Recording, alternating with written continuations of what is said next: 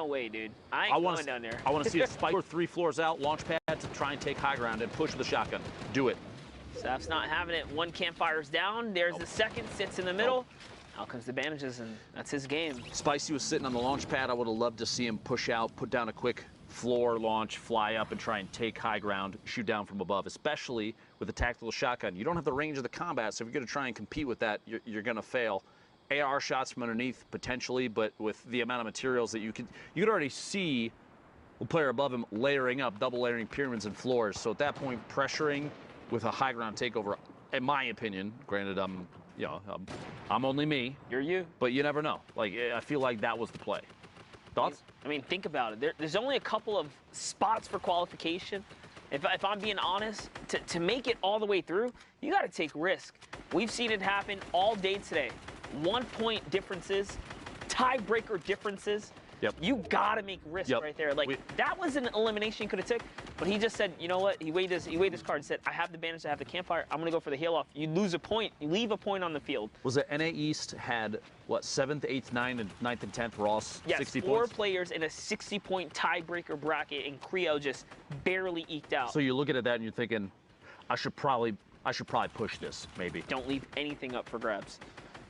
Can't in those final moments, but 39 players left. How it all kind of crumbles in that one, but here it is, symmetrical. We saw having quite the day today if he can continue to just hold out. We had a chance to look at his first 5 games of the day, the breakdown, and he was so heavily weighted on placement.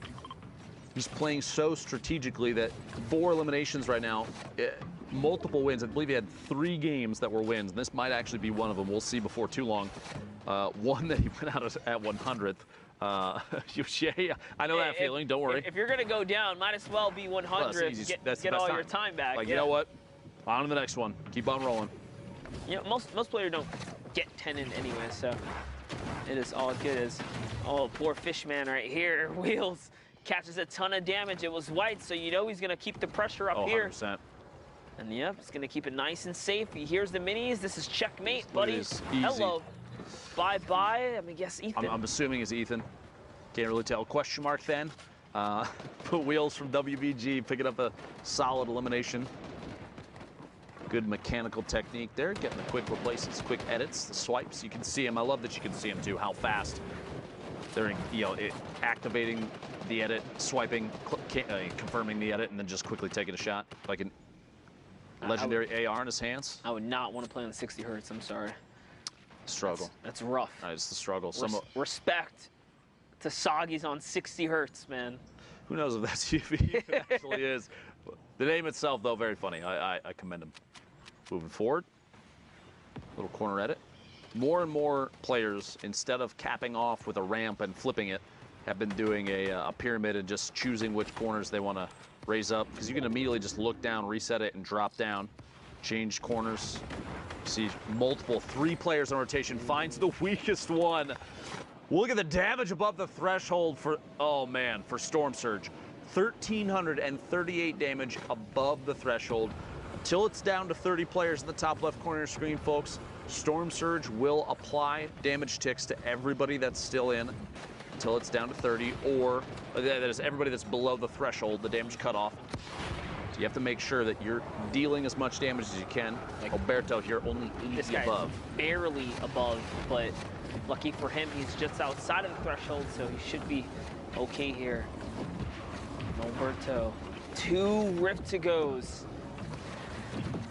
3 Shadow Bombs. He's got everything he needs to kind of play for placement here. You might as well at this point, and that's why he's choosing to just rotate, not necessarily firing at anyone. Just notice the holds here. Now he's going on defense.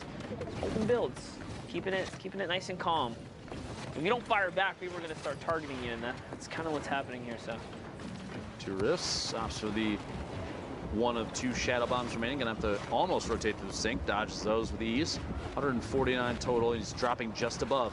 Oh my gosh. The landing there lands right on a ramp inside a tower that is 2 floors up, drops in, build, quick double edit, falls into the player. Tactical shotgun, easy clap. That's respect right there. So fast. No hesitation, saw the opportunity, took the wall. That was the perfect scenario for him to be in. It's also going to allow him to upgrade that loadout. We'll see how he fares off in a little bit here, but now hopping over to Wheels, who's repeating the same rinse and repeat here. You want to just get to the zones. You got to be careful too. Guys, when your shadow bomb is ending, if you're standing still, your silhouette is just there. Players can see you. I've seen players get punished in the past. Oh, and he got it. My God. It was a teammate too. WBG on WBG violence. Cannibalism. You hate to see it. Wheels. Oh man, the reaction time there. If you get rifted up and you have an open slot for reload in your combat shotgun, there's a little the little gimmick you do right now where you quickly spam reload and shoot at the same time. And I wonder, do you have to aim at that point? Oh, or bro, yeah. Did you just hit what's in front of you? I've seen shots. Yeah. Like, that's the real question. I've seen shots miss, but very often you're going to see a big hit because they're right on top of each other. Yeah, they hit all the time. Very, very accurate there. I haven't been in a situation to pull that one off, but man, I think one highlight happened last weekend, and ever since, it is just, yeah. They've taken the play and added it to the playbook. Pretty much everybody had their eyes on that and said, "Oh, okay, I guess this is how we're gonna do things." And it just literally, we had one. I think it was yesterday. Said, "Oh, these casters love that. Let's do that, dude. That's the highlight." And we had one yesterday where a player went for 2 back-to-back and couldn't quite get it to happen. Crazy. To try and it was literally the last player who had 70 HP just picked him up twice with rifts. And look. He tried to do he was it again. He's trying to find somebody else on the drop-in, man. How crazy is that? But does a hard dive down. He's landing right on top of another fight here. What's going on up top? Oppa Whip, Wheels still in the game. C-Dub, Triggy. Noberto, so many combat shots just traded off, and Noberto won all of the Bro, he dropped in, and then literally everyone down on the bottom with him is gone now.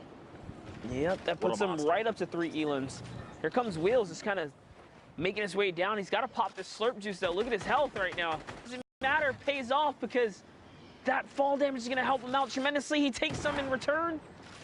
Can he win the trade? Oh. He does. Didn't need the slurp juice after all. Nah. He picked his teammate up, lifted him up in the air, took that elimination, multiple eliminations after that, Wheels, the Victory Royale. A crazy set of builds here. I love looking at these things afterwards, but what really matters is the play-by-play there, every single strategy, and if we could, Zeke, take us through what you know.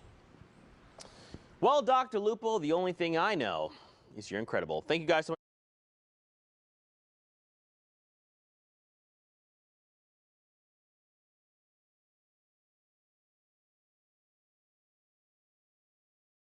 So what you have